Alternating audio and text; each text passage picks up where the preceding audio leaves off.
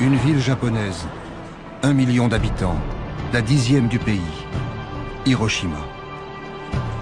Le 6 août 1945, personne n'avait prévenu ses habitants que leur ville allait être rayée de la carte. Hiroshima, ville universelle. C'est ici qu'a commencé l'ère nucléaire.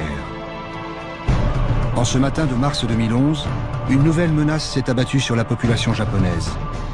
À 1000 km de là, 3 réacteurs de la centrale de Fukushima sont entrés en fusion. Un terrible tremblement de terre suivi d'un tsunami géant a ravagé le nord-est du Japon. De Hiroshima à Fukushima, qu'a-t-on vraiment appris sur le nucléaire? Qu'y a-t-il de commun entre les réfugiés d'un accident industriel et les victimes de l'acte de guerre le plus spectaculaire du XXe siècle? De Hiroshima à Fukushima, les experts ont minimisé les risques. Les politiques ont nié l'ampleur des désastres. Et les excuses des industriels n'y changent rien. Depuis plus de 65 ans, l'histoire de la bombe, du nucléaire, de cette puissance inouïe, est une longue histoire de secrets.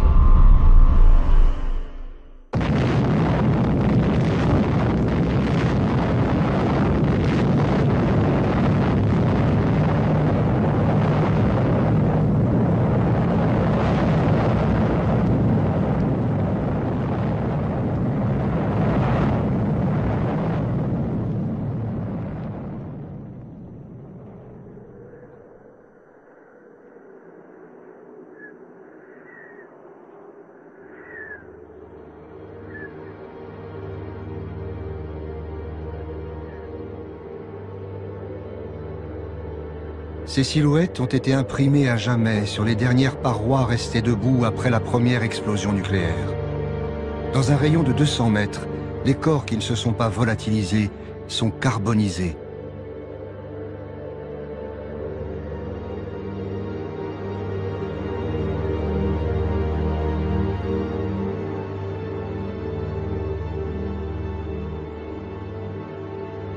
N'ont survécu que ceux qui étaient loin de l'épicentre ou protégés par des murs de béton. Dès le lendemain de l'explosion, le docteur Hachiya tente d'aider les blessés. Tous sont atteints d'un mal mystérieux. 9 août. Hier, un de nos malades s'est plaint toute la journée de douleur dans la bouche. Aujourd'hui, de nombreuses petites hémorragies apparaissent dans sa bouche et sous sa peau. Quand cet homme est arrivé à l'hôpital, il se plaignait seulement d'une grande faiblesse. En apparence, il n'avait aucune blessure. Ce matin, d'autres malades commencent à avoir des hémorragies sous-cutanées auxquelles s'ajoutent des vomissements de sang. Pourtant, parmi eux, aucun ne présente de symptômes connus.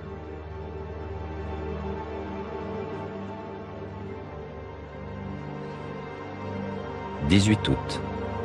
Aujourd'hui, un nouveau symptôme a fait son apparition. De nombreux malades commencent à perdre leurs cheveux. Ils ont un vilain teint.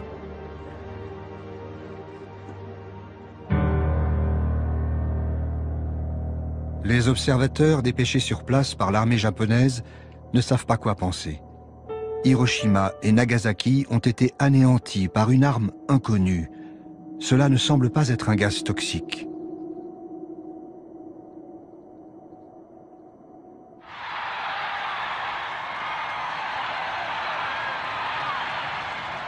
Aux États-Unis, chacun pense que les 2 bombes atomiques ont mis fin à la guerre. Pour la population, c'est une découverte. Ces armes ont été développées dans le secret le plus absolu. Même le Congrès ne savait rien. Mais l'histoire qu'on leur vend est celle de héros modernes et non pas d'une science qui tue.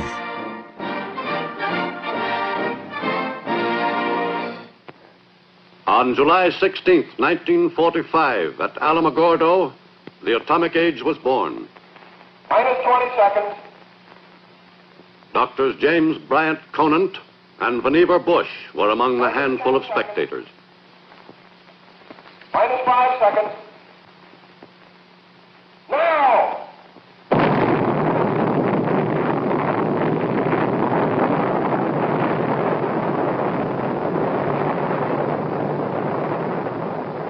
For Doctors Conant and Bush, who organized the development of the first bomb, this was a moment of supreme satisfaction.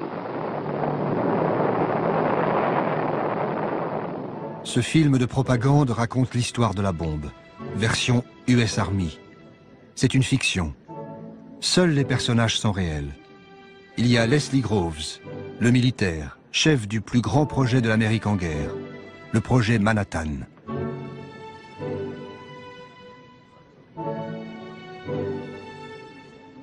As head of the Manhattan District during the war, I was responsible for the development of the atomic bomb, control of atomic energy, and for all of the security. Il y a Robert Oppenheimer, le responsable scientifique du projet Manhattan. Automatic control has got it.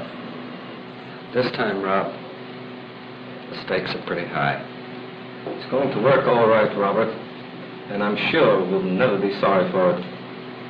Well, we'll know in 40 seconds. Son obsession, c'est de savoir si la bombe sera efficace. Et il y a Bush, le politique, celui qui a rendu possible la bombe en créant l'alliance entre militaires, scientifiques et industriels, donnant ainsi naissance à ce qu'on appelle encore aujourd'hui le complexe militaro-industriel. De cette alliance naîtra la bombe atomique, une arme qui va changer le monde.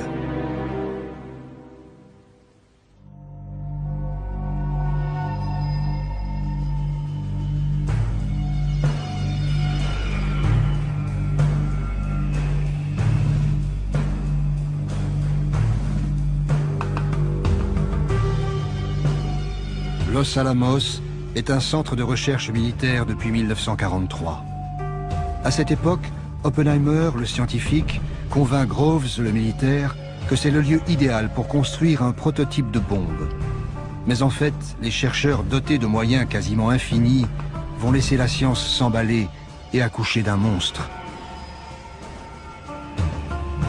Hiroshima devait être détruite pour prouver que la bombe atomique était l'une des plus grandes réussites scientifiques de tous les temps.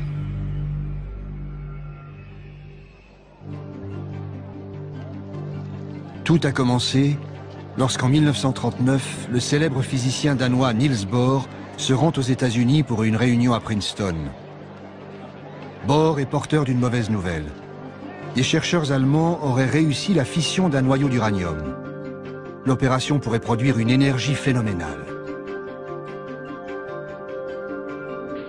And the result, nuclear fission. But it is equivalent Dans to le milieu mass. scientifique, In the process la of nouvelle fission, fait l'effet a tiny fraction is left over. d'une bombe. What happens to it? It explodes as energy, proving Einstein's theory that mass and energy are really the same.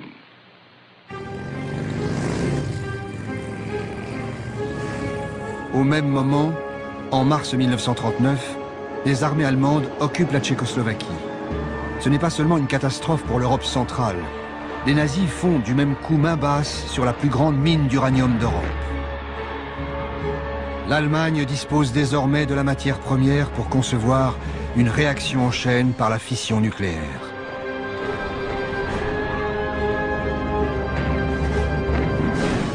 Puis, c'est la guerre.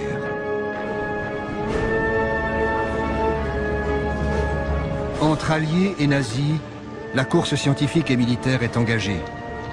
Mais aux États-Unis, l'opinion publique est très hostile à toute intervention dans le conflit européen. Dilemme pour le président Roosevelt. Il doit respecter ses électeurs, mais aussi préparer son pays à toute éventualité. This nation will remain a neutral nation, but I cannot ask that every American remain neutral in thought as well. Albert Einstein est le plus célèbre des physiciens réfugiés en Amérique. Comme tous les exilés européens, juifs et non-juifs, il sait de quoi Hitler est capable. Impossible donc de rester en dehors de la course aux armements. Poussé par le chercheur hongrois Szilard, il décide d'écrire au président des États-Unis. Grâce aux travaux de Joliot en France et ceux de Fermi et de Szilard en Amérique, il est devenu possible d'envisager une réaction nucléaire en chaîne dans une importante masse d'uranium, et ainsi générer de grandes quantités d'énergie et de nouveaux éléments de type radium. Cela pourrait aussi conduire à la fabrication de bombes. Une seule bombe de ce type, transportée en bateau et explosant dans un port, pourrait bien détruire le port tout entier et ses environs. À cette époque, ils ne sont qu'une poignée de chercheurs à avoir compris cet enjeu qui va changer le monde. Un ami d'Einstein transmet la lettre en main propre à la Maison-Blanche. Roosevelt réagit immédiatement. Les nazis se préparent à nous réduire en poussière. Il nous faut agir. Un des conseillers scientifiques de la Maison-Blanche est Vannevar Bush, celui qui deviendra l'un des 3 grands pionniers de l'ère nucléaire. Nous avions compris que la guerre allait se transformer en un combat sans merci, que l'Amérique allait devoir y participer tôt ou tard, que ce serait une lutte très technique, que nous n'étions absolument pas préparés à cela, et enfin, et c'est le plus important, que notre système militaire tel qu'il existait ne pourrait jamais produire à plein régime les nouveaux équipements dont nous aurions certainement besoin. Bush, le politique, est président de la richissime Carnegie Institution. Il décide de mettre autour d'une table scientifique, industrielle et militaire les 3 piliers du futur complexe militaro-industriel. Pour réussir, Groves le militaire en est certain. Il faut des moyens colossaux et garder le plus grand secret.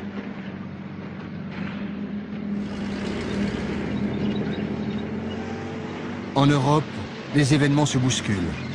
Durant l'été 1940, l'offensive éclair de la Wehrmacht met la Belgique et la France hors de combat en 6 semaines. La Grande-Bretagne se retrouve seule face à Hitler. Les Allemands défilent sur les Champs-Élysées.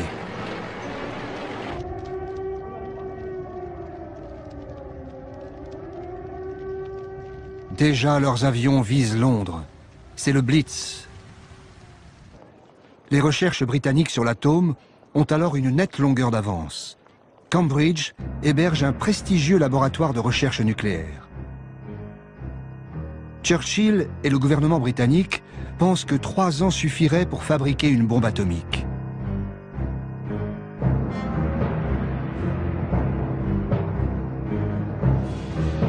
Mais il ne faut surtout pas que ces recherches tombent aux mains des nazis. Pour raconter ce qui se passe ensuite, les films de propagande d'après-guerre nous donnent encore une fois l'impression de suivre en direct une affaire top secret. Bush, le politique, s'inquiète auprès d'un de ses collègues des attaques sur Londres. The Germans are certainly working on an atomic bomb. As Harold Urey told you, they're getting a whole output of heavy water from the big Norwegian plant. They couldn't be doing it for anything else here. What was your impression of British progress? Chadwick and the other physicists agree entirely with us that given pure uranium-235, the bomb will work. But they realize that this will run into a big industrial job. The British are overtaxed by the present war production, and they urge that the job be done over here. Effectivement, l'Angleterre, sous les bombes, décide de livrer ses recherches aux États-Unis. Elle adresse à Washington un mode d'emploi de l'énergie atomique, le rapport Maude. Nous sommes arrivés à la conclusion qu'il serait possible de fabriquer une bombe à l'uranium de 10 kg environ, qui aurait une puissance de destruction égale à 1800 tonnes de TNT, et libérer une grande quantité de matière radioactive, dangereuse pour la vie humaine, pendant une longue période dans la zone de l'explosion.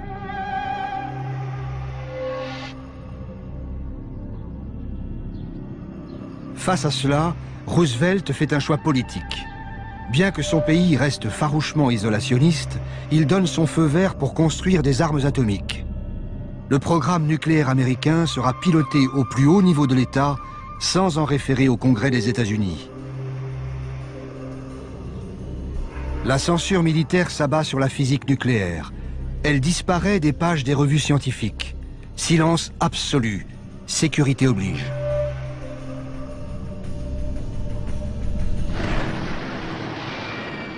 Pearl Harbor, 7 décembre 1941. L'attaque surprise des avions japonais va mettre fin aux dernières hésitations. L'offensive japonaise fait basculer les États-Unis dans le conflit mondial. Roosevelt peut enfin rejoindre ouvertement le camp des Alliés contre les puissances de l'Axe, Japon, Allemagne, Italie. Bientôt la guerre embrase le Pacifique et étend son emprise aux 5 continents. La machine militaire américaine avait été lancée pour fournir des armes aux Britanniques. Désormais, elle va tourner à plein régime pour ses propres besoins. Le siège de l'armée américaine, le Pentagone, vient justement d'être terminé. Le chef du projet, un militaire pragmatique, s'appelle Leslie Groves. En septembre 1942, on lui confie une autre mission ultra sensible, accélérer les recherches nucléaires contre l'Allemagne, nom de code, Projet Manhattan. D'autant que les premiers résultats arrivent. Les chercheurs ont isolé un nouvel élément, le plutonium, plus lourd que l'uranium et plus efficace pour fabriquer une bombe. Vu par les films de propagande d'après-guerre, tout cela apparaît, à tort, bien inoffensif. Here it is, General Groves, plutonium. Well, that's the first I've ever seen. But after this, if you don't mind, I wish you'd hold something under it, because after all, there's about over $50 million in that tube.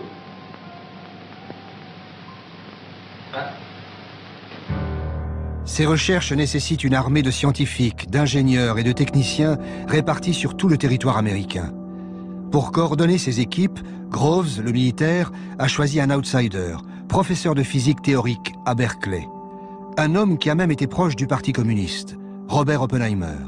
Il est propulsé à la tête du projet de recherche le plus gigantesque que la science ait connu. C'est un génie, un véritable génie. Il sait tout. Il peut parler de n'importe quel sujet. Enfin presque. Il y a 2 ou 3 choses dont il ne sait rien. Le sport, par exemple.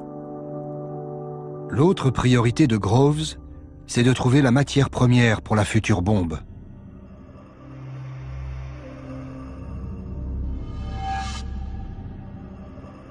Le plus important, bien sûr, était le minerai d'uranium.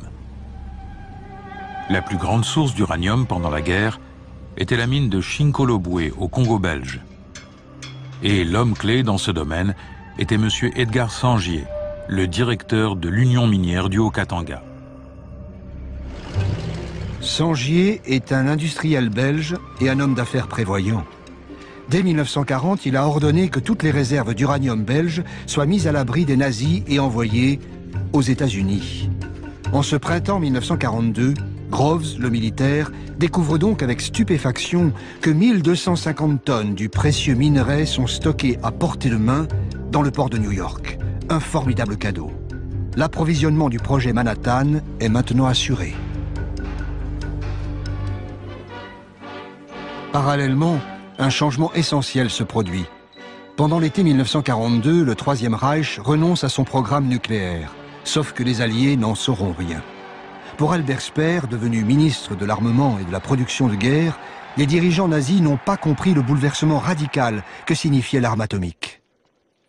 Hitler m'avait quelquefois parlé de la possibilité d'une bombe nucléaire, mais cette idée dépassait ses capacités intellectuelles. Il était incapable de saisir le caractère révolutionnaire de la physique nucléaire. Sur la proposition des physiciens spécialistes du nucléaire, nous avons renoncé au projet de développement d'une bombe atomique, après que j'ai, une fois de plus, demandé combien de temps il faudrait et que l'on m'ait répondu qu'il fallait compter au moins 3 à 4 ans. Berlin a des soucis bien plus pressants. Pour soutenir l'offensive sur le front russe, le Reich a besoin de pétrole, ressource bien plus vitale que l'uranium des mines tchèques. Et pour cela, Hitler regarde du côté du Caucase, vers Bakou et jusqu'à l'Iran. Dupont de Nemours est l'un des géants de l'industrie américaine, inventeur du nylon et surtout principal fournisseur d'explosifs et de munitions pendant la guerre de sécession et les 2 guerres mondiales. Dès le début, Dupont fut appelé à soutenir le projet Manhattan, tout comme Monsanto, Kellogg, Union Carbide et autres grands groupes américains. Hiroshima devait être détruite pour asseoir la puissance économique et politique du complexe militaro-industriel.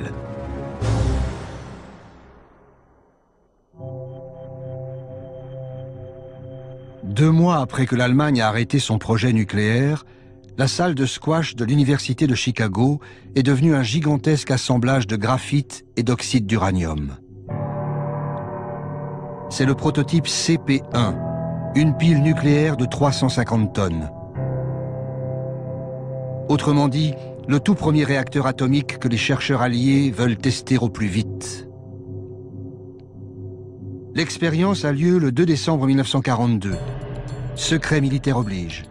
Ni l'université, ni les étudiants, ni la ville de Chicago n'ont été prévenus. Devant un public de savants, l'Italien Enrico Fermi, prix Nobel de physique, ordonne le démarrage de la réaction en chaîne. S'il s'est trompé dans ses calculs, il y aura une explosion nucléaire en plein centre-ville de Chicago.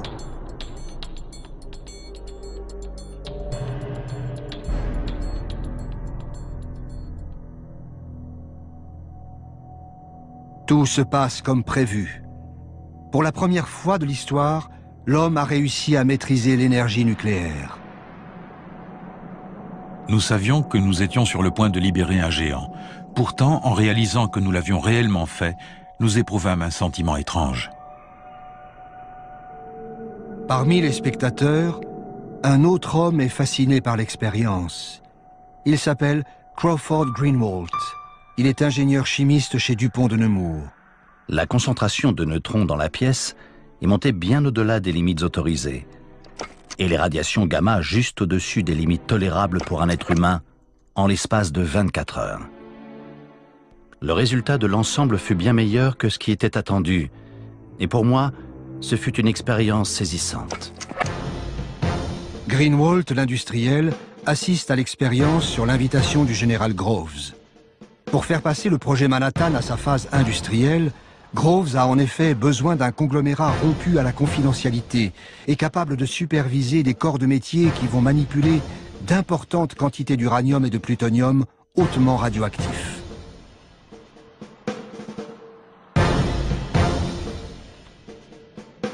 Le contrat est colossal, les risques aussi. Greenwalt, l'industriel, hésite.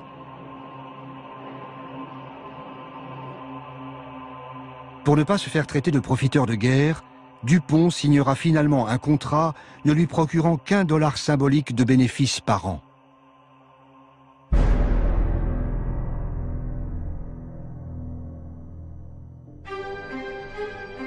Quelque part sur la côte ouest, dans un immense désert à 300 km de Seattle, Hanford. La taille du site construit par DuPont de Nemours donne la mesure des besoins industriels phénoménaux. Le chantier s'étend sur 1500 km².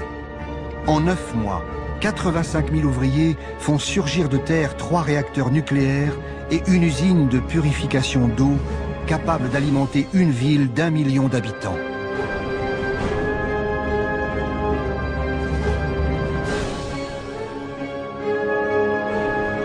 Des dizaines de milliers d'employés dorment sur place. Tous ont signé un contrat qui les oblige au secret. Les conversations téléphoniques sont écoutées, le courrier est lu et censuré.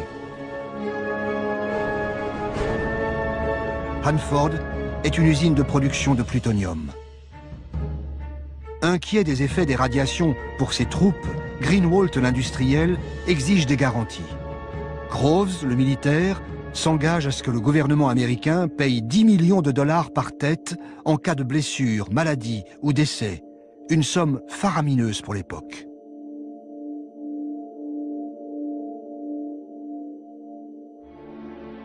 Le projet Manhattan est réparti sur tout le territoire américain. Cette autre unité est gérée par Monsanto et General Electric.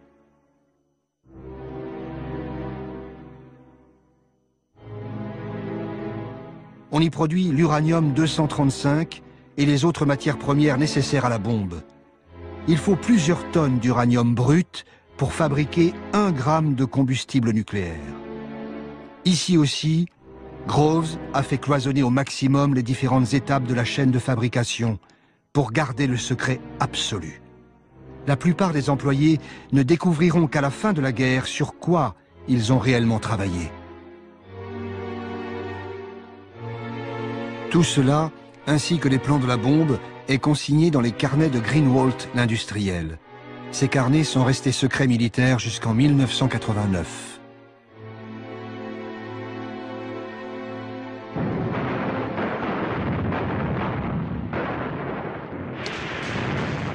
Début 1943, le vent de la guerre tourne.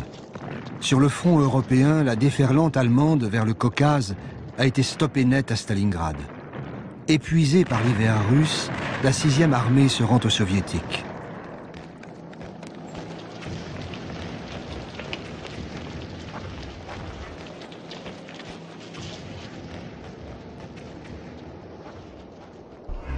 Été 1943, les Alliés se réunissent à Québec. Churchill a provoqué la rencontre dans un but précis, ne pas laisser aux États-Unis le monopole du nucléaire. La Grande-Bretagne, les USA et le Canada décident de s'associer au sein du projet Manhattan. Le Canada possède d'importantes mines d'uranium. Il fournira 4000 tonnes de minerais jusqu'en 1946. 2 ans après la mise à l'abri des recherches anglaises, outre-Atlantique, une vingtaine de scientifiques britanniques viennent rejoindre les laboratoires américains.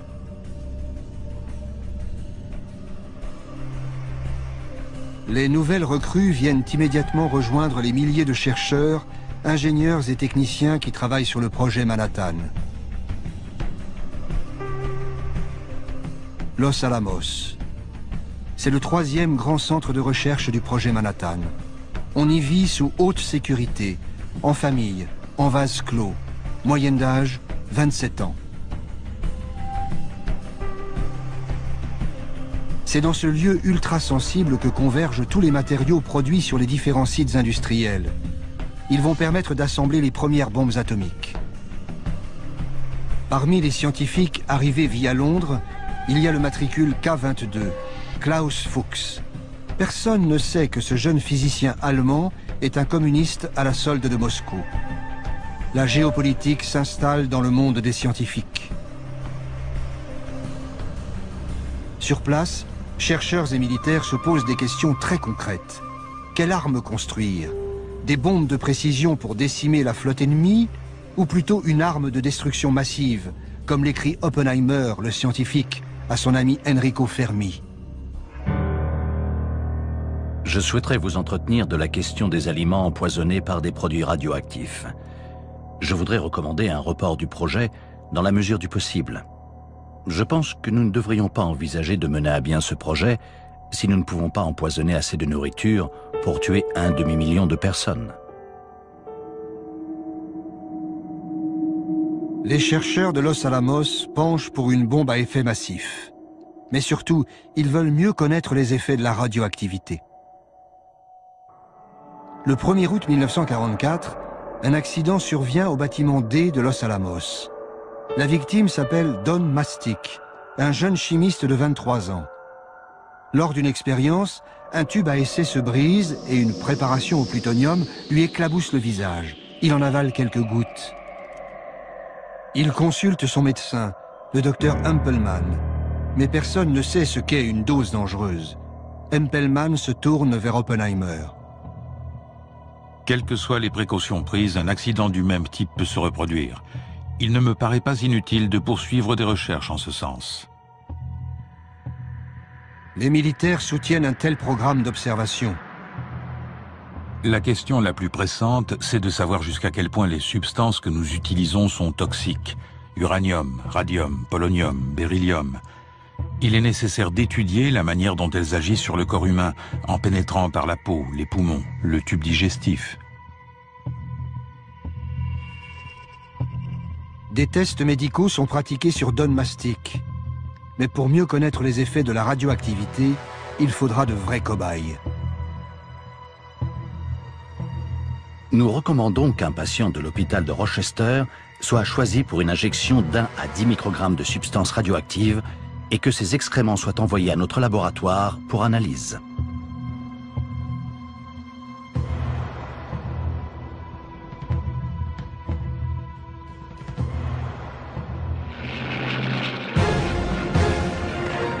Au tournant de l'été 1944, loin des laboratoires américains, l'armée rouge fait son entrée en Pologne.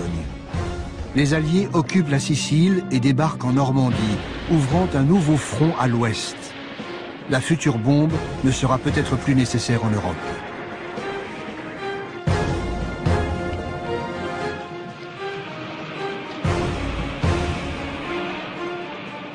Dans le Pacifique, l'armada américaine se rapproche plus difficilement du Japon. En mer des Philippines, 128 000 Marines reprennent l'île de Saipan aux troupes de l'empereur. Puis l'état-major y établit ses premières bases aériennes. Tokyo est à portée des bombardiers B-29, mais refuse toujours de se rendre. Roosevelt sait qu'en politique, les plus grands secrets finissent toujours par s'éventer. Lincoln l'avait prédit bien avant lui. Nul ne peut tromper tout le monde tout le temps. Quand la bombe sortira de l'ombre, il faudra qu'on la rende utile. Avec elle, l'Amérique pourra dicter ses conditions à ses ennemis comme à ses alliés, à commencer par Staline. Hiroshima devait être détruite pour donner à l'Amérique un avantage décisif face aux Soviétiques.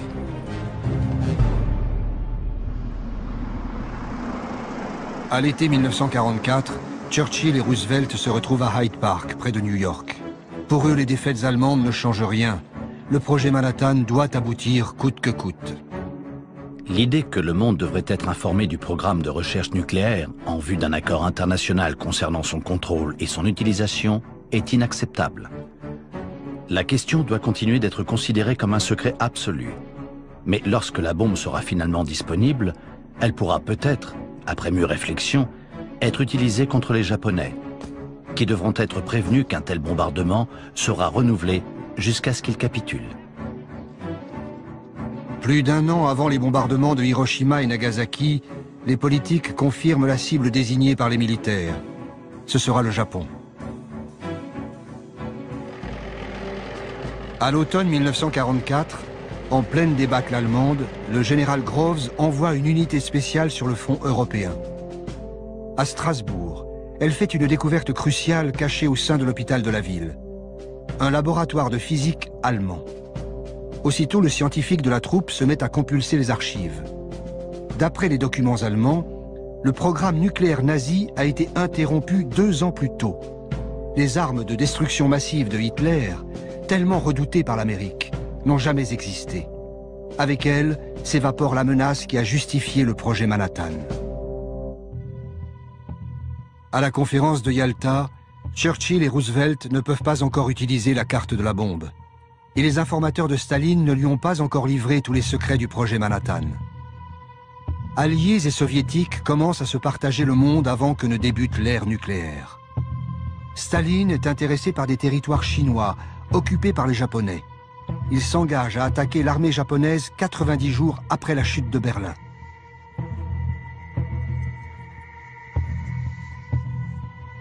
Reste à savoir qui sera le premier à occuper l'archipel.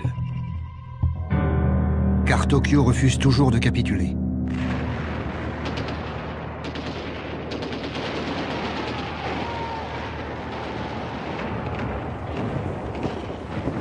Dans le Pacifique, la prise de l'île d'Iwo Jima est longue et difficile. Mais ensuite, les B-29 de l'US Air Force ont le champ libre pour pilonner le sol japonais.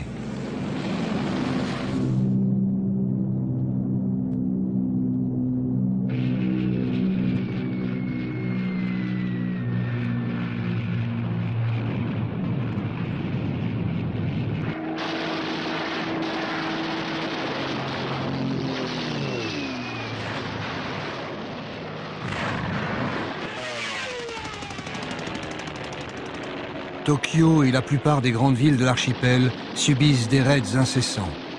Plus de 8 millions d'habitants sont déplacés. Dans la seule nuit du 9 mars 1945, un déluge de bombes incendiaires fait plus de 100 000 morts dans la capitale japonaise.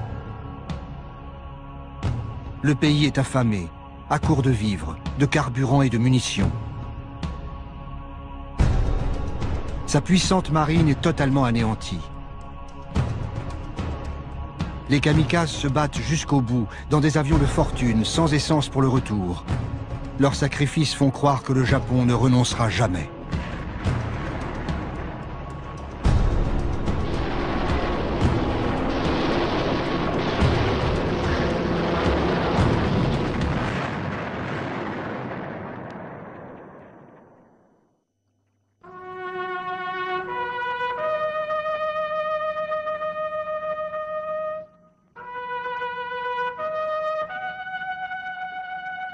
Roosevelt meurt le 12 avril 1945.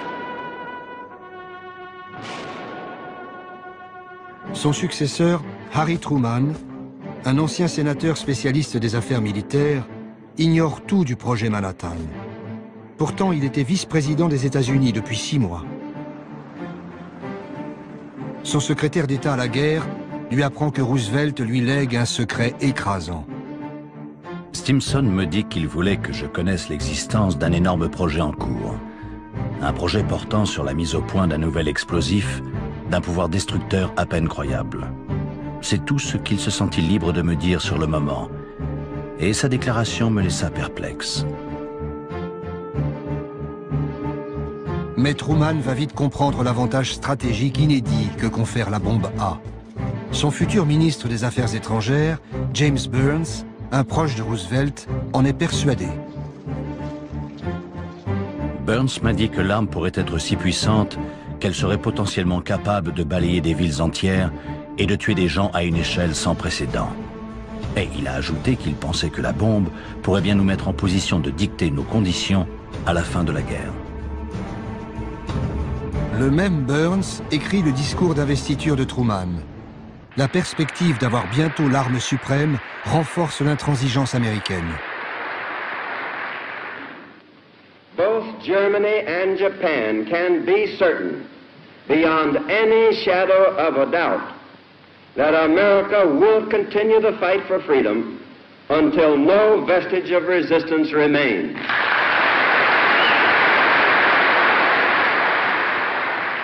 Our demand has been, and it remains, unconditional surrender. Une capitulation sans condition. À Washington, les diplomates américains savent bien que cette demande est inacceptable pour les Japonais.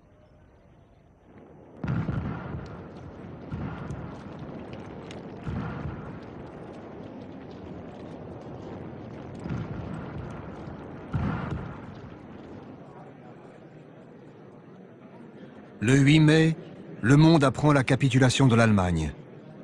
Berlin a été conquise par l'armée rouge. Les soviétiques ont aussi libéré Varsovie, Prague, Budapest et Sofia. Staline n'a pas l'intention de s'en retirer de sitôt. Conformément à l'accord secret de Yalta, Moscou se prépare maintenant à entrer en guerre contre le Japon. Les troupes soviétiques commencent à s'amasser en Mandchourie, au nord-est de la Chine.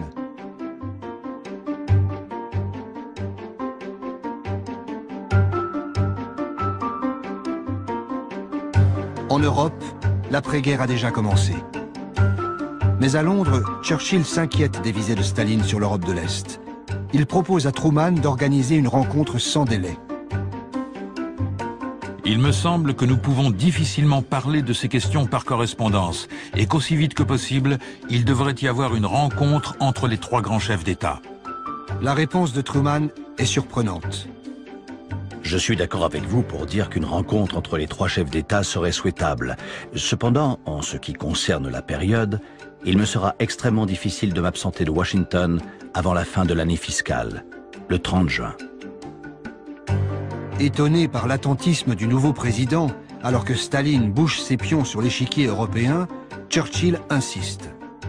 Je pense que la rencontre devrait avoir lieu en juin et j'espère que votre année fiscale ne la retardera pas. Truman cherche à gagner du temps. Il fait savoir à Staline qu'il ne sera pas disponible avant le milieu du mois de juillet. Churchill est furieux. Je considère que la date du 15 juillet, je répète juillet, le mois qui suit le mois de juin, est beaucoup trop tardive pour aborder les questions urgentes qui demandent que nous les traitions ensemble. J'avais proposé le 15 juin, je répète juin, le mois qui précède le mois de juillet. Mais si ce n'est pas possible, pourquoi pas le 1er juillet, le 2 ou le 3 ? Truman finit par imposer sa volonté. La réunion se tiendra à Potsdam, près de Berlin, le 15 juillet. 15 juillet. C'est le jour qui a été choisi pour le premier essai d'une bombe au plutonium sur le site d'Alamogordo. Truman veut connaître le résultat du test avant la rencontre de Potsdam.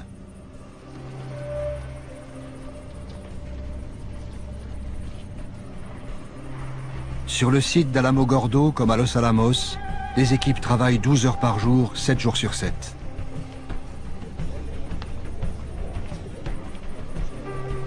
Oppenheimer raconte. Je ne pense pas qu'il y ait eu un moment où nous ayons travaillé plus dur pour aller plus vite, que pendant la période entre la capitulation allemande et l'utilisation effective de la bombe. Nous subissions une pression incroyable pour avoir terminé avant la réunion de Potsdam.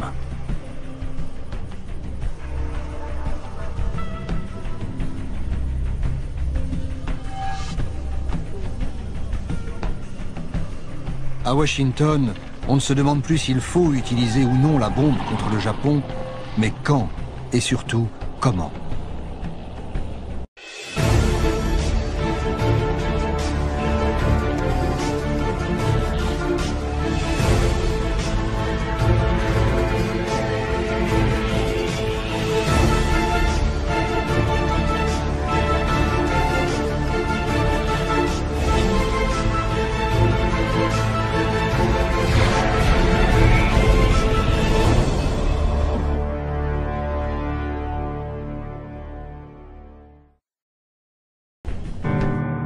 Les cibles ne devaient pas avoir été déjà détruites par les bombardements.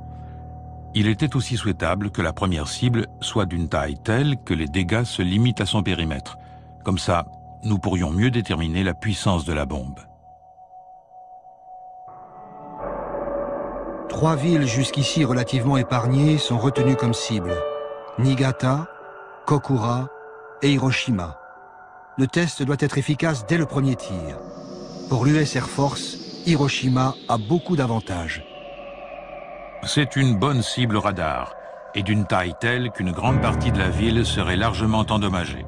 Les collines environnantes sont propices à engendrer un effet de réverbération qui augmenterait considérablement les dégâts.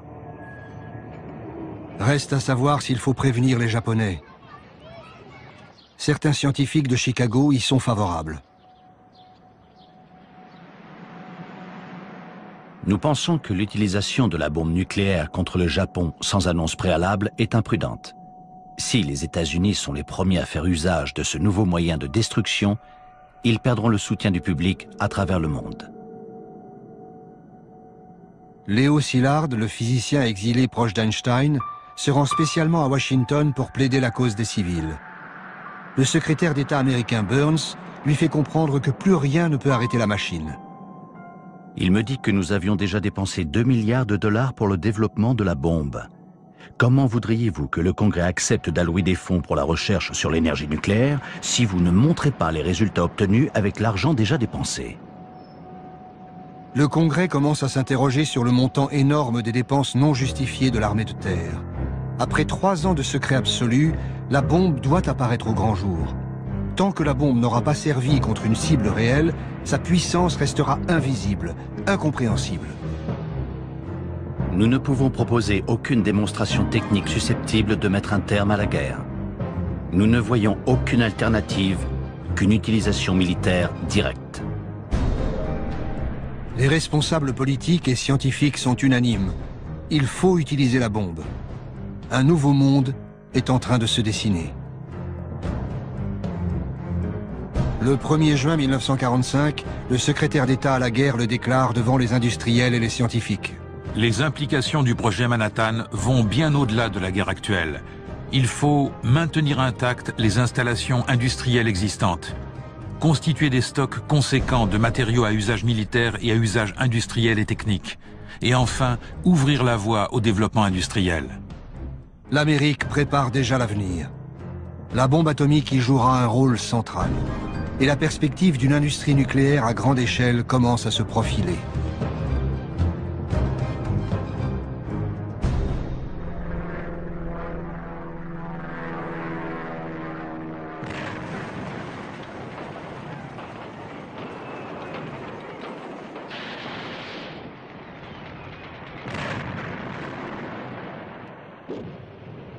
L'armée américaine s'empare de l'île d'Okinawa.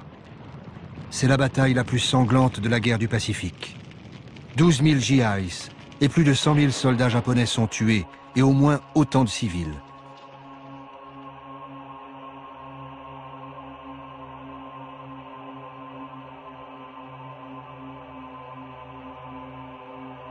Okinawa, c'était le dernier rempart avant le débarquement des troupes américaines dans l'archipel japonais.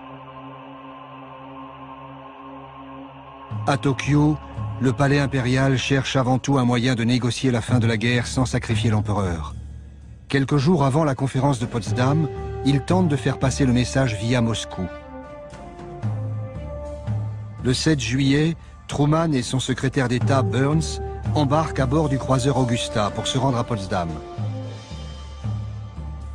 Ils apprennent qu'un télégramme très urgent a été transmis par les Japonais à leur ambassade en Union soviétique.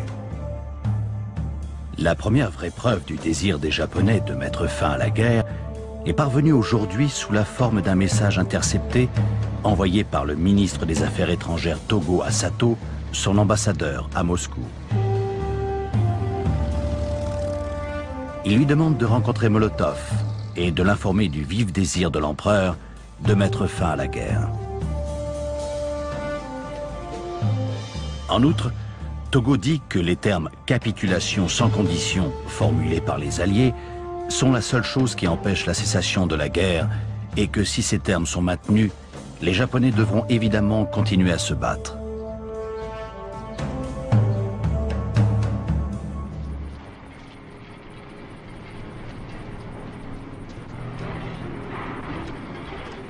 Dans le désert du Nouveau-Mexique, le jour tant attendu est arrivé. Tout est prêt pour le premier test nucléaire jamais réalisé. Nom de code, Opération Trinity. Le général Groves raconte les derniers préparatifs. Le test avait été programmé pour 4 heures du matin le 16 juillet.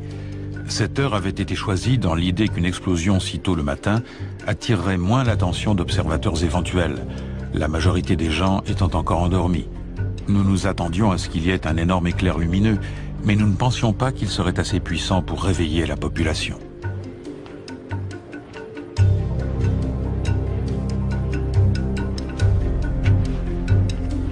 On l'appelle le gadget, une bombe à implosion contenant 6 kilos de plutonium. 150 000 personnes ont œuvré à la création de ce monstre de métal dont le cœur est à peine plus gros qu'une balle de tennis.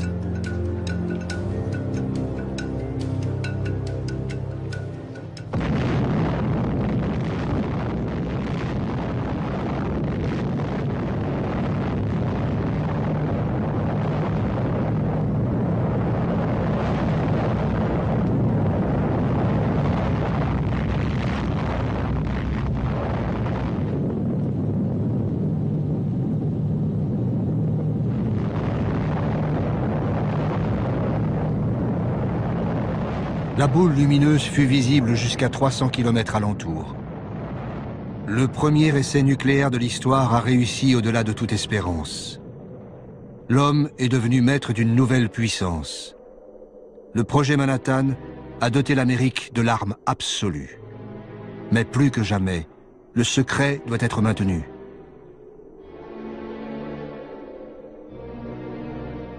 Groves, le militaire, fait diffuser un communiqué préparé à l'avance. Un dépôt de munitions situé aux confins d'Alamogordo, contenant une grande quantité de puissants explosifs et de matériel pyrotechnique, a explosé. L'accident n'a fait aucune victime et les dégâts matériels, en dehors de l'entrepôt lui-même, sont négligeables. Le communiqué officiel de Groves n'a rien à voir avec la réalité. Mais dès cette époque, il faut couper court aux interrogations de la population.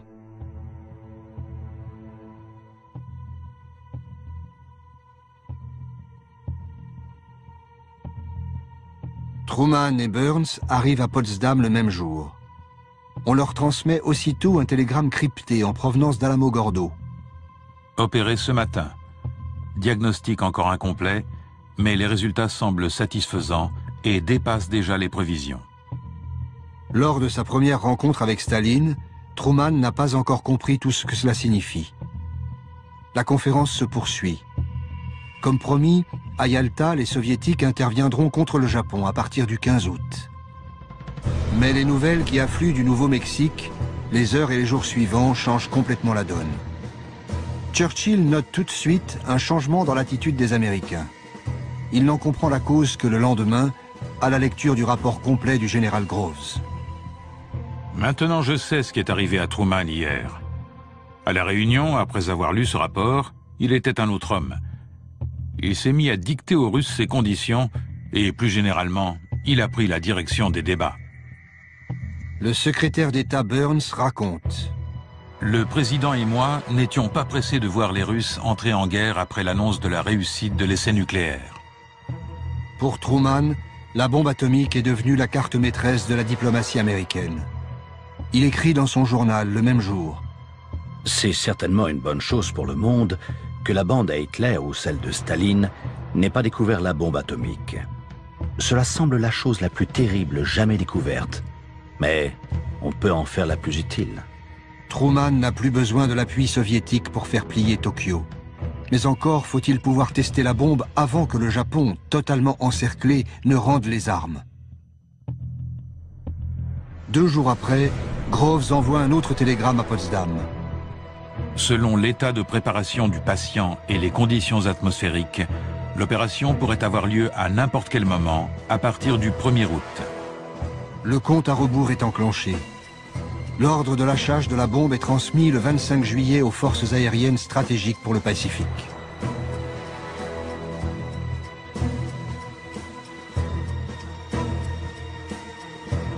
La proclamation finale des Alliés est signée par Truman, Churchill et Chiang Kai-shek. L'Union soviétique de Staline n'a même pas été invitée à la rédaction du texte. Nous appelons le gouvernement japonais à accepter maintenant la capitulation sans condition de ses forces armées et de nous donner ainsi l'assurance de sa bonne foi. L'autre alternative pour le Japon sera une destruction rapide et totale. Furieux, Staline comprend qu'il a été trahi. Grâce à son espion à Los Alamos, il sait que la bombe est prête. Il accélère le déploiement de ses troupes en Extrême-Orient pour tenter d'occuper le Japon en premier. À Potsdam, s'est écrit le premier chapitre de la guerre froide.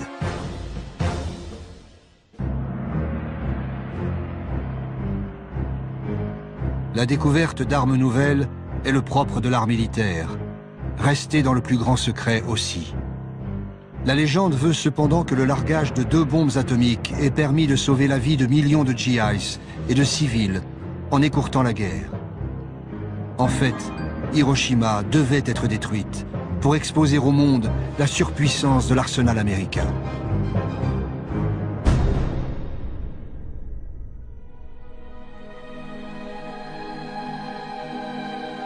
Aéroport militaire américain de Tinian. La préparation des équipages chargés du largage de la bombe a commencé 1 mois et demi plus tôt. Little Boy, la bombe destinée à Hiroshima, pèse plus de 4 tonnes. C'est une bombe à l'uranium. Sortie de Los Alamos en pièces détachées, elle est assemblée ici, à Tinian, au beau milieu du Pacifique.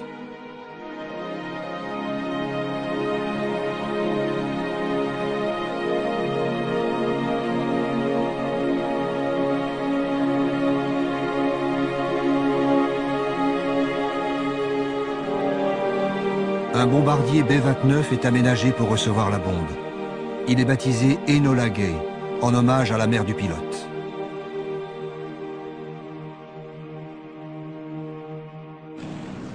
« 6 août 1945. Le largage de la bombe doit être fait à vue, non au radar, pour plus de précision. 3 avions éclaireurs sont partis étudier la météo des 3 cibles potentielles. Il y a des nuages au-dessus de Kokura. Niigata s'avère trop loin vu le surpoids de la bombe. À Hiroshima, le ciel est clair. La ville est choisie pour cible. Little Boy est larguée à plus de 9000 mètres d'altitude. Elle explose une quarantaine de secondes plus tard, à 600 mètres au-dessus de Hiroshima.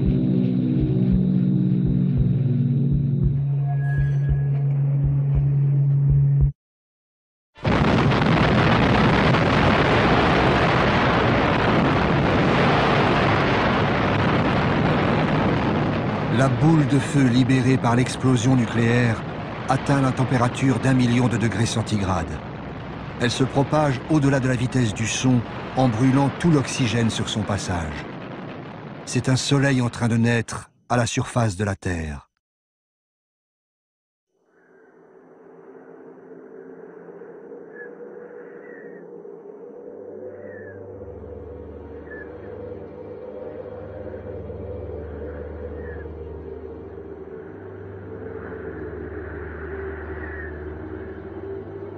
« 6 août. Soudain, il y a un éclair, puis un autre. Ombre et reflet, tout a disparu. Il n'y a plus qu'un nuage de poussière au milieu duquel je n'aperçois qu'une colonne de bois qui supportait ma maison. Hiroshima, 8h15. Le docteur Hachiya se préparait à partir pour l'hôpital. Il note ces phrases dans son journal le jour même de l'explosion. Instinctivement, je me mets à courir, ou du moins j'essaie. Inutilement. Des poutres jonchent le sol. Je me sens extraordinairement faible. Je dois m'arrêter pour reprendre des forces. C'est là que je m'aperçois que je suis complètement nu. Où sont passés mon pantalon et mon maillot? Je regarde mon côté droit, il est tout ensanglanté. J'ai également une blessure à la cuisse. Quelque chose de chaud coule dans ma bouche. Ma joue est déchirée. Le souffle de l'explosion a été d'une puissance inouïe. En un instant, une seule bombe à uranium a rayé de la carte une ville de 350 000 habitants. 4 km² réduits en cendres. Les maisons ont brûlé. Le fer s'est tordu sous la chaleur. Tout se passe comme dans un mauvais rêve. Je vois venir des ombres, des espèces de fantômes qui marchent les bras écartés. Je me demande pourquoi. Tout à coup, je comprends qu'ils sont brûlés et qu'ils se tiennent les bras écartés pour éviter le contact avec leur propre peau. L'explosion a tué 70 000 personnes. 70 000 autres seront emportés par les effets de l'irradiation dans les mois suivants.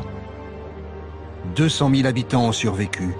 Ce sont les Hibakusha, les irradiés de la bombe atomique.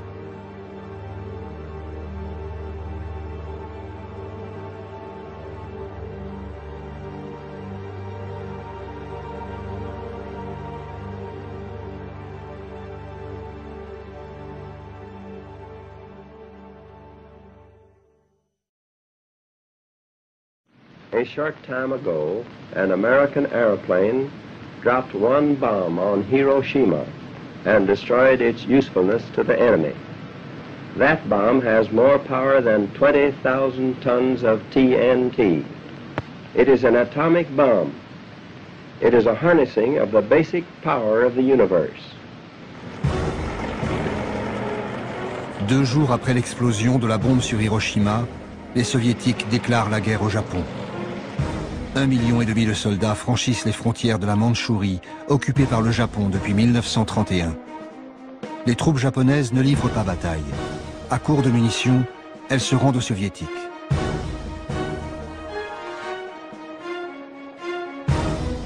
À la base de Tinian, la 2e bombe est fin prête. Fat Man est de conception très différente de Little Boy. C'est une bombe au plutonium comme le gadget de Trinity. Elle coûte moins cher que Little Boy, elle est plus efficace, et sa production en masse est plus facile. Il faut absolument l'essayer. Il ne manque plus que la dédicace du général Groves. Resté aux États-Unis, il laisse faire son bras droit, le colonel Farrell. À Hirohito, affectueusement.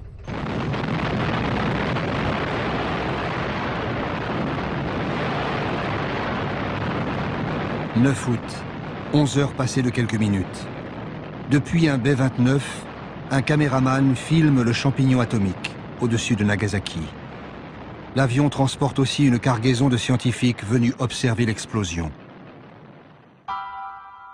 De retour à la base, l'équipage baptisera le bombardier Necessary Evil. Pour l'histoire, la bombe nucléaire devient un mal nécessaire.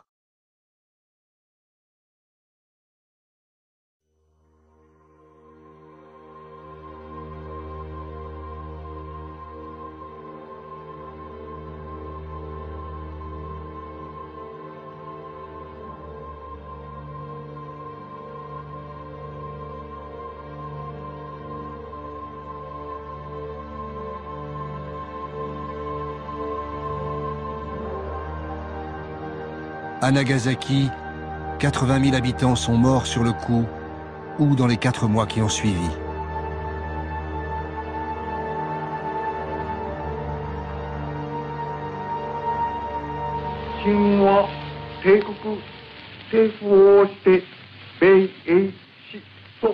国に対しその共同宣言を受諾する旨通告せしめたり。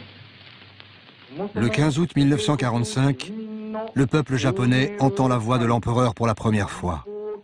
Cette voix leur apprend la capitulation de leur pays. Le palais impérial n'a pas seulement plié face à la bombe. À ses yeux, Tokyo fait face à un péril bien plus grand. L'armée rouge progresse vers le nord de l'archipel. Pour éviter un Japon sous la coupe soviétique, Washington laisse un espoir de survie au régime impérial. Le texte de la capitulation ne dit rien du futur sort de Hirohito. Ce texte est signé le 2 septembre à bord du croiseur Missouri. Les troupes d'occupation du général MacArthur arrivent au Japon moins d'un mois après les bombardements nucléaires.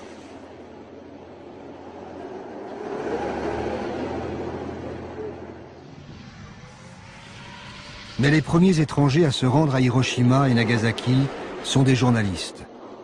L'Australien Peter Burchett est épouvanté par les symptômes dont souffrent les rescapés. À Hiroshima, 30 jours après la première explosion atomique qui a totalement détruit une ville et stupéfié le monde, des habitants qui n'ont pas été touchés directement par la déflagration souffrent atrocement et continuent à mourir pour des raisons encore inconnues, dont on peut seulement dire qu'il s'agit d'une peste atomique. Aussitôt, l'armée contre-attaque. Le colonel Farrell, bras droit de Groves au Japon, convoque le journaliste et fait publier un ferme démenti. À Hiroshima, ceux qui devaient mourir sont morts. Actuellement, au début du mois de septembre, il n'y a plus personne qui souffre des effets de la radioactivité. Farrell se rend à l'hôpital de Hiroshima. Le personnel médical l'assaille de questions. Mi-septembre, il conseille à son patron, Groves, d'étendre les opérations d'apaisement. Hier, à Hiroshima, nous avons rencontré les médecins japonais. Le professeur Tsuzuki nous a interrogés. Il se demandait si l'explosion n'avait pas libéré des gaz toxiques. Pour couper court à ces suppositions, nous avons formellement répondu qu'il n'y avait pas eu utilisation de gaz toxiques. Nous rendons publique cette information. Il serait souhaitable que vous en fassiez de même auprès des Alliés. La machine de propagande se met en marche. Il faut rassurer tout le monde au moment où les troupes américaines s'installent dans le pays. Aux États-Unis, l'opération de propagande porte également ses fruits. Les responsables du projet Manhattan réussissent à vendre à la presse la prouesse technologique de Los Alamos. Dès le 11 septembre 1945, Groves, le militaire, et Robert Oppenheimer, le scientifique, organisent un voyage de presse au Ground Zero du Nouveau-Mexique.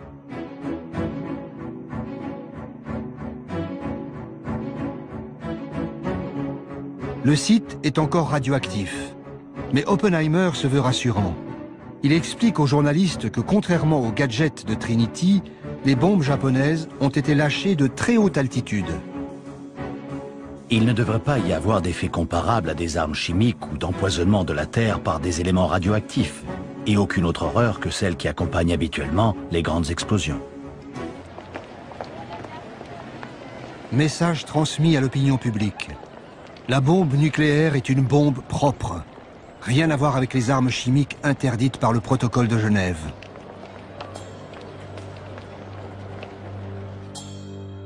Pendant ce temps, au Japon, d'autres militaires arrivent pour filmer et analyser les effets de la nouvelle arme.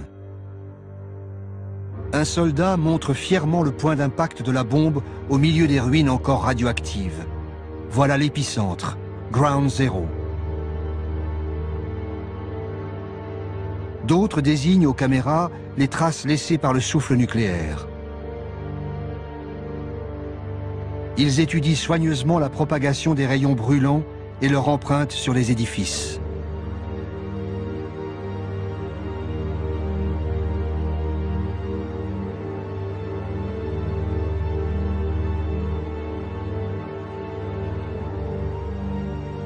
Devant la presse, les forces d'occupation nient avec force la persistance de la radioactivité. Au même moment, des observateurs américains continuent de la mesurer méticuleusement.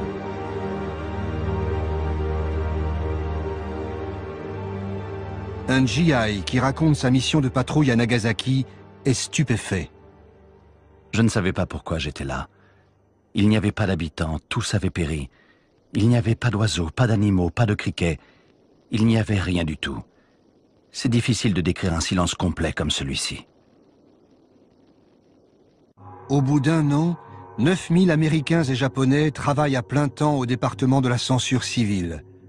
La censure des troupes d'occupation s'avère redoutablement efficace. Dans les journaux d'Hiroshima, on supprime les caractères d'imprimerie correspondant aux termes bombardements atomiques et radioactivité. Pendant presque 10 ans, aucun Japonais ne pourra lire d'informations concernant les survivants irradiés, les Hibakusha. Après le feu atomique, c'est une chape de plomb qui s'abat sur Hiroshima et Nagasaki.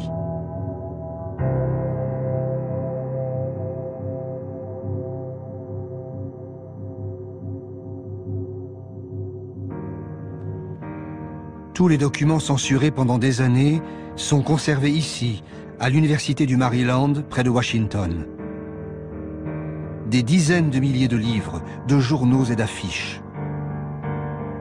Face aux officiers américains qui protestent contre le poids de cette censure, le général MacArthur se montrera toujours intraitable. C'est une propagande fausse et pernicieuse qui vise à donner l'impression qu'une forme de censure arbitraire et cynique aurait été instaurée. Après avoir muselé la presse, il reste une autre opération plus délicate à mener, la désinformation sur les effets de la bombe. En novembre 1945, le Congrès américain ouvre une commission d'enquête sur le développement de l'atome et son contrôle. Groves poursuit son opération de légitimation devant les sénateurs. The casualties which would have resulted from an invasion of the Japanese home islands would have been tremendous.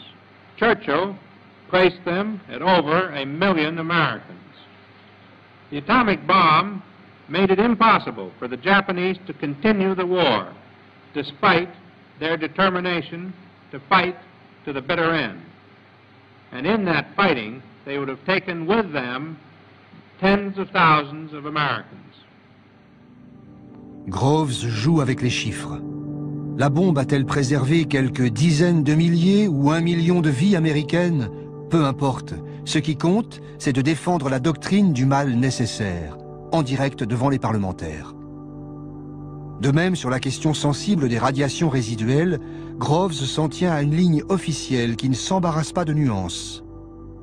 Il n'y en a pas, et c'est un nom très ferme.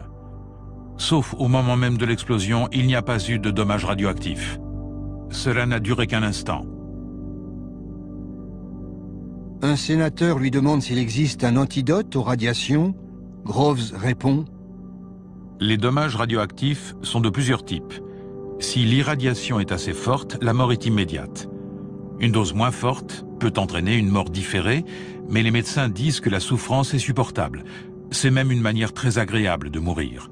Ceux qui sont seulement légèrement irradiés peuvent guérir avec le temps. S'agit-il d'une question de soins ou de temps? Demande le sénateur. C'est une question de temps. Si une personne qui travaille avec des matériaux radioactifs est accidentellement irradiée, elle prend un congé pour se tenir éloignée de ces matériaux et avec le temps, elle guérit. Au final, les sénateurs se rangent derrière Groves, le militaire. Leur objectif est le même: rassurer l'opinion publique sur le développement nucléaire appelé à un avenir radieux. Chez les militaires, l'unanimité de façade sur les bienfaits de la bombe n'a jamais été totale. À peine 2 jours après le bombardement de Nagasaki, l'homme qui a transmis l'ordre de largage de la bombe, le général Spaatz, notait déjà dans son carnet personnel: Quand la bombe atomique avait été discutée à Washington en ma présence, je n'y étais pas favorable. De même que je n'ai jamais été favorable à la destruction de villes entières et à l'anéantissement de tous leurs habitants. Le même jour, l'ancien président Herbert Hoover confiait au secrétaire à la guerre Stimson: L'utilisation de la bombe atomique et la mise à mort aveugle de femmes et d'enfants révoltent mon âme.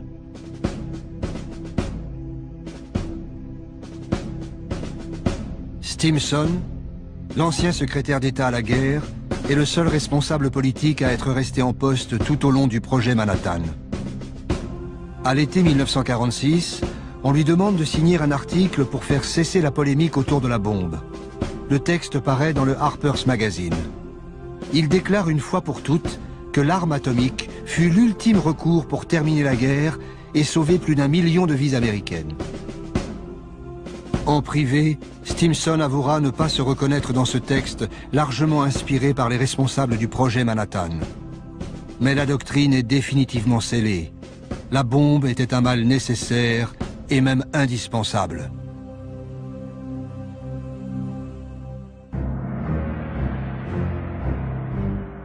New York. Un congrès réunit scientifiques, industriels et militaires à propos de l'avenir de l'atome. En cette fin de l'année 1945, les hommes de l'ombre qui ont pensé la bombe se félicitent en public. Et ils commencent à préparer l'avenir. We're going to talk about the future and not the past.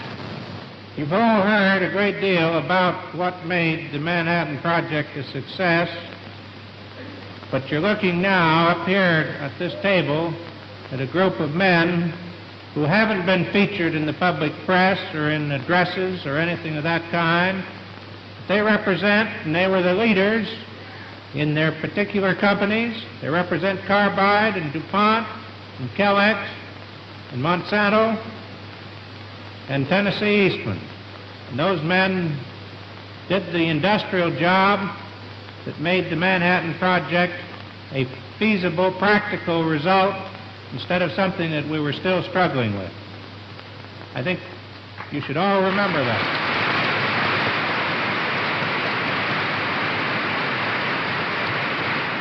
I can't see any difference between solving the problem to build an atomic bomb, which was enormous, and solving the problem of using atomic energy for peaceful purposes, provided the setup is right. Pacifique. Ce mot clé tourne la page d'Hiroshima pour ouvrir la voie à une industrie nucléaire civile. En août 1946, Truman crée une commission à l'énergie atomique, AEC, composée de civils. La guerre est finie. Partout, les généraux quittent les postes de décision. En janvier 1947, l'AEC prend le contrôle des sites industriels militaires d'Hanford et d'Oak Ridge. L'énergie nucléaire va partir conquérir le monde et devenir une puissance industrielle et économique. Le serment d'Hippocrate impose de sauver les humains, pas de s'en servir comme cobayes. C'est pourtant ce qui s'est passé à Hiroshima et Nagasaki.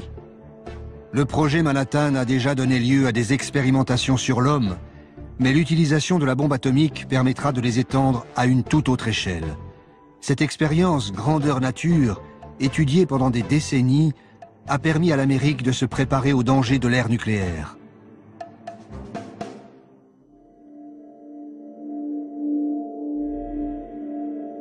Pour bien comprendre ce secret, il faut revenir au début du projet Manhattan.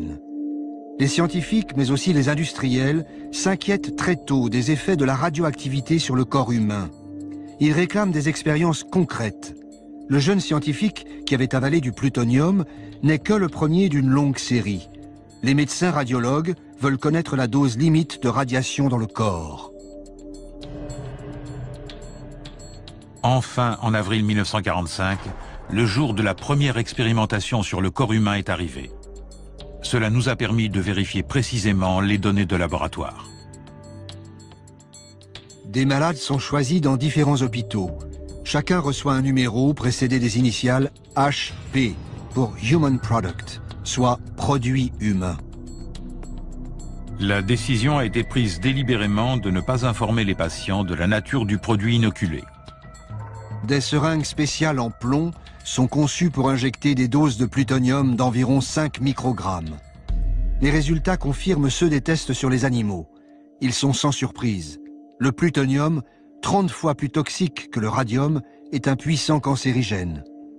3 patients sont testés en avril 1945, 11 autres à partir de septembre, après la fin de la guerre. À ce moment, le responsable du projet Produit humain vient d'arriver à Nagasaki. C'est le docteur Warren, le médecin-chef du projet Manhattan. Warren n'est pas venu soulager les victimes ou partager avec les médecins japonais les connaissances accumulées aux États-Unis par ses équipes. Il est venu étudier les effets du plutonium sur les irradiés des bombes atomiques. Toutes les informations sont transmises aux États-Unis.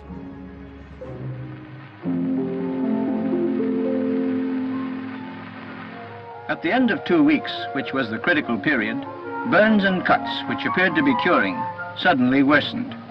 Hemorrhage developed, which could not be stopped. Many died, and the number of deaths kept mounting from day to day.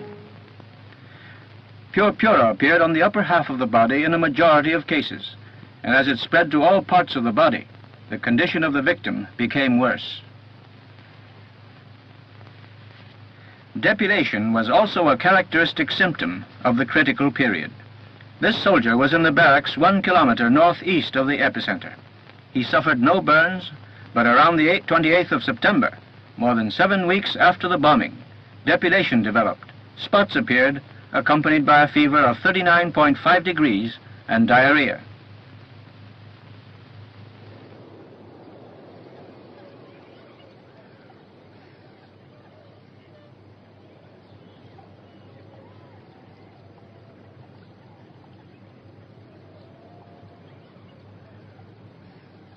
Les assistants de Warren recueillent des dossiers médicaux, saisissent des échantillons, filment l'évolution des symptômes. Ils enquêtent sur chaque patient pour savoir où et comment ils ont reçu la bombe atomique, la gravité de leur brûlure. Tout cela est soigneusement rassemblé, puis classé secret défense. Un médecin japonais, le docteur Hida, témoigne. Le directeur de l'hôpital nous communiqua un ordre du ministère de la Santé que nous devions tous respecter, patients aussi bien qu'employés. Les dommages provoqués par les bombardements sur Hiroshima et Nagasaki sont un secret militaire américain. Personne ne doit communiquer ce qu'il a vu, entendu ou ce qu'il sait sur la réalité de ces dommages, ni par la parole, ni par l'écrit, ni par le dessin, ni par la photo. Les contrevenants seront punis.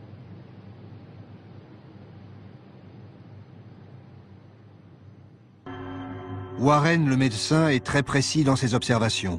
Son premier rapport, en revanche, est parfaitement dans la ligne officielle. La bombe A n'émet que peu de radiation, brièvement et sans conséquence. Les radiations des explosions nucléaires ayant causé des dommages physiques furent émises principalement pendant la seconde après l'explosion. Quelques blessures ont pu apparaître plus tard, mais toutes se sont produites pendant la première minute. Les deux autres types de radiations, celle provenant de la fission et celle causée par des objets près du centre de l'explosion, n'ont fait aucune victime. Cela a été prouvé définitivement. De retour aux États-Unis, Warren reprend les tests humains commencés à la fin de la guerre. À l'hôpital de Rochester, une aile spéciale gardée par des militaires est construite à cet effet.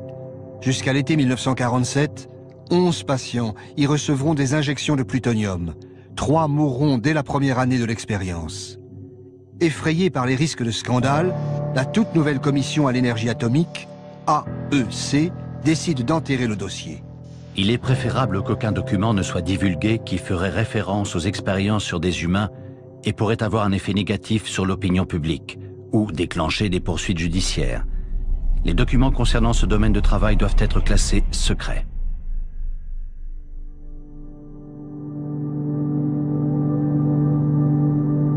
Aux États-Unis, on s'interroge sur l'éthique médicale, tandis qu'à Hiroshima et Nagasaki débute une grande enquête sur les radiations. Le nouveau secrétaire d'État à la Marine presse Truman d'exploiter les données scientifiques recueillies à Hiroshima et Nagasaki. Les résultats provisoires de l'enquête montrent qu'environ 14 000 Japonais ont été irradiés par l'explosion nucléaire. L'étude de ces personnes et des autres habitants est une occasion unique et très importante pour les Alliés de pouvoir mener des recherches médicales et biologiques sur l'influence de la radioactivité. Ces recherches ne doivent pas s'arrêter maintenant, mais être poursuivies sur le long terme. Une occasion unique. Peu après, Truman ordonne la mise en place d'une commission sur les dommages de la bombe atomique, l'ABCC. Elle s'installe à Hiroshima et Nagasaki. Avec l'aide du ministère de la Santé japonais, l'ABCC reprend le travail du docteur Warren à grande échelle. Étudier sur le long terme l'influence des radiations sur les victimes de la bombe. À nouveau, les survivants sont forcés de collaborer pour les enquêtes médicales sans jamais être soignés. À nouveau, les informations recueillies sont classées, compilées, archivées et expédiées aux États-Unis. C'est ainsi que l'Amérique se prépare à affronter les nouveaux dangers de l'ère nucléaire. Les banques de données médicales de l'ABCC sont restées secret défense jusqu'en 1975. En 1973, un rapport confidentiel de l'ABCC expliquait la portée vitale de ces travaux pour les générations futures. Pour les personnes concernées par la protection contre les radiations, les conséquences à long terme des bombes atomiques sont importantes et utiles. Les observations sur le cancer, le vieillissement accéléré, les changements cytogénétiques et les mutations chez les descendants doivent se poursuivre au moins toute la durée de vie des survivants. Ces connaissances sont applicables aux futures politiques de santé dans les nations où les catastrophes radioactives seront un effet indirect du progrès. Le progrès, le mot est lâché. Il sera le leitmotiv des 30 Glorieuses et de la guerre froide. Le progrès à tout prix, sans demander l'avis des peuples. Et le paroxysme du progrès, c'est le nucléaire.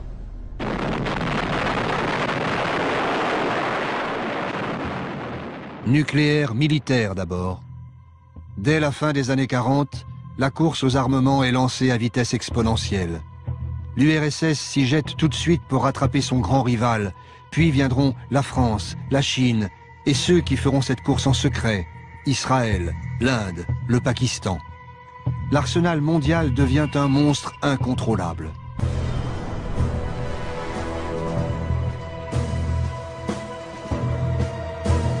Et le progrès, ce sont aussi ces nouvelles centrales qui apportent à de nombreux pays l'énergie miraculeuse, inépuisable et sans danger. Avec l'aide de son ancien ennemi, les États-Unis, le Japon est devenu le 3e producteur mondial d'énergie nucléaire. Mais Fukushima le replonge brutalement dans le cauchemar atomique. À Hiroshima, l'ancien ABCC sert désormais de référence internationale pour les normes de protection contre la radioactivité.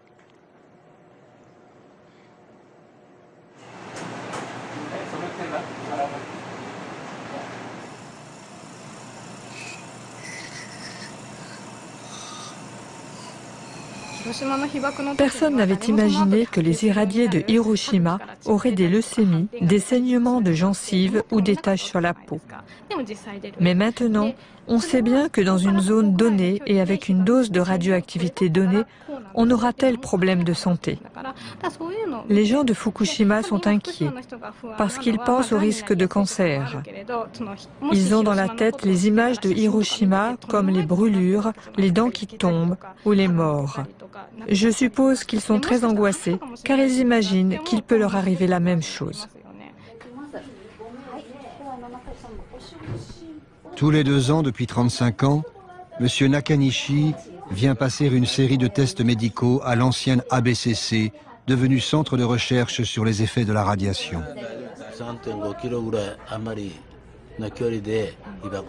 Ma mère m'a dit que j'étais à un peu plus de 3 km de l'épicentre au moment de l'explosion. J'avais 3 ans. Elle m'a raconté que j'étais dehors et que j'ai été irradié. Un peu plus tard, j'ai perdu tous mes cheveux. Quand j'étais à l'école primaire, des copains de classe sont morts de leucémie. J'ai pensé que ça pouvait m'arriver à moi aussi. Mais à 20 ans, ce qui m'a choqué le plus, c'était la mort d'un ami de mon âge. Ça m'a fait très peur.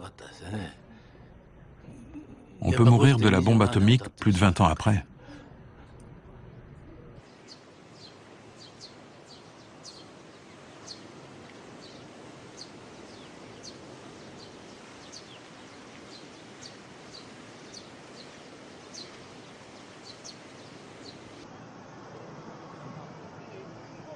Chaque année, le 6 août, les habitants de Hiroshima commémorent le jour où le monde est entré dans l'ère nucléaire.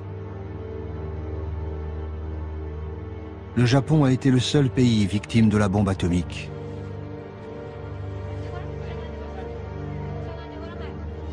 À Hiroshima, comme à Nagasaki, des lanternes en papier sont déposées sur l'eau de la rivière pour apaiser les âmes des disparus.